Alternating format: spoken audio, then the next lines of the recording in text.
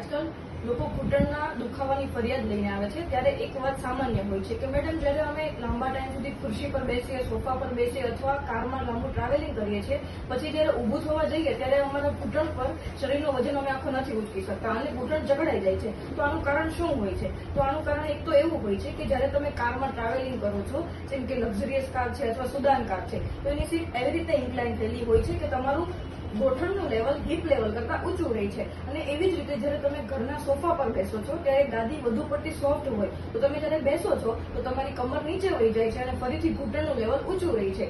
તો એનાથી તમારા ઘૂંટણ પર વજન જાજો આવે છે અને તમારું ઘૂંટણ જકડાઈ જાય છે. હવે જ્યારે તમે લાંબા ટાઈમ સુધી કારમાં મુસાફરી કરો છો, જેમાં ઘણી કાર એવી હોય છે કે જેમાં લેગ સ્પેસ ઓછી હોય છે, તો એમાં તમારા પગ આવી રીતે રહેવા કરતા હોય છે, તો જેનાથી તમારા ઘૂંટણમાં તકલીફ રહે છે અને અનકમ્ફર્ટેબલ છે. આ રીત બેસવાની ખોટી છે. એના માટે તમારે ઘૂંટણના દુખાવાને ઓછો કરવા માટે લાંબા ટાઈમ સુધી બેસવાનું હોય ત્યારે ઘૂંટણ આવી રીતે સીધા રહેવા જોઈએ અને તમે જ્યારે બેસો છો ત્યારે તમને તમારા પગના અંગૂઠા દેખાવા જોઈએ. આવી રીતે બેસવાની જે સાચી રીત છે. આનાથી તમને ઘૂંટણમાં રાહત રહેશે.